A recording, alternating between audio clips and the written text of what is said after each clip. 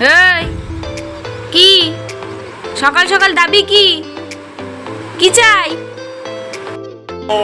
রেগে যাচ্ছে টাকা। এই নে। কই দিদুন কই? শিশু দিদি পাই, শিশু দিদি রেগে যাচ্ছে, গপু রেগে যাচ্ছে।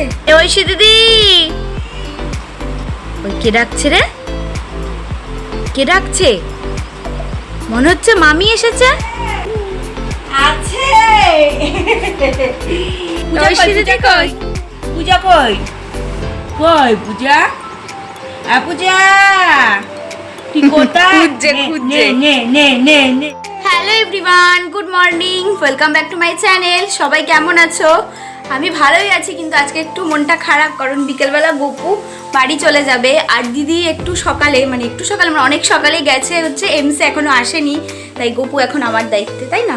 আর গপু না এখন ওর মাকে না দেখলে অতটা কান্না করে না। আগে যেরকম একটু মা মা করছে, এখন ধর সেটা কমেছে, থাকে, কান্নাকাটি করে না।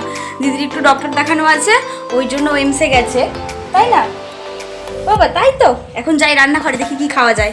আজকে সকালে আর ভাত খেতে ইচ্ছা করছিল না, তাই দুধ দিয়ে একটুখানি ক্ষীর বানিয়ে নিলাম। এই ক্ষীরটা খেতে না খুব ভালো লাগে।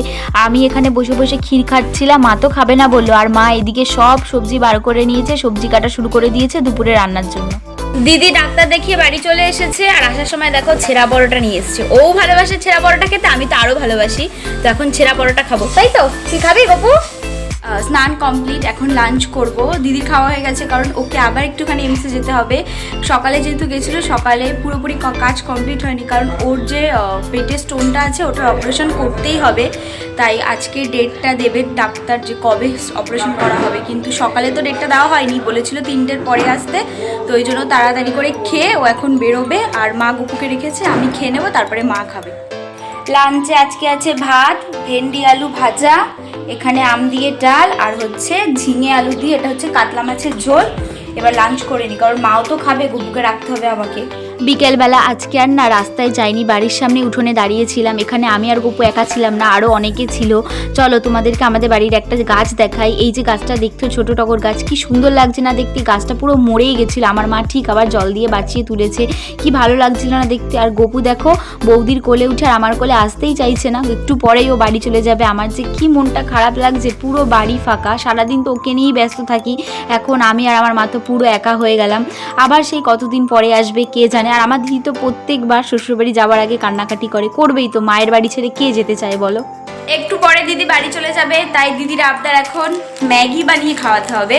তা আবার চাউমিনের মতো ভেজে, সেদ্ধ করে দিলে হবে না। তো আবদার যখন করেছে বোন হিসেবে, তাড়াতাড়ি বানিয়ে ফেলে দিদির জন্য ম্যাগি, আমিও তো খাবো।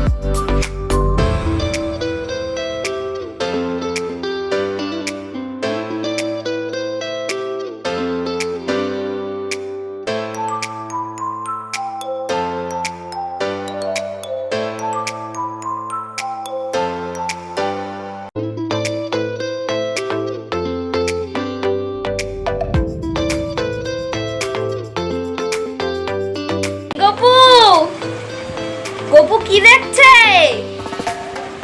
গপু রেডি হয়ে গেছে? গপু বাড়ি যাবে? বাড়ি যাবে?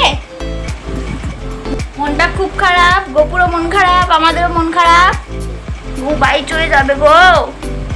আমার দিদির জন্য কোনো মন খারাপ নেই, আমার মন খারাপ সব গপুর জন্য। ইবদাও চলে এসেছে, আর দিদি আর গপুও বাইরে বেরিয়ে গেছে বাড়ি চলে যাওয়ার জন্য। আর গপু চলে গেলেই না মনটা এত খারাপ হয়ে যায়, পুরো ঘর ফাঁকা হয়ে যায়। তো আর ভিডিওটা কন্টিনিউ করছি না, কারণ মনটা খুবই খারাপ লাগছে। তোমাদের সাথে নেক্সট ব্লগে কথা হবে। সবাই ভালো থেকো, সুস্থ থেকো, টাটা।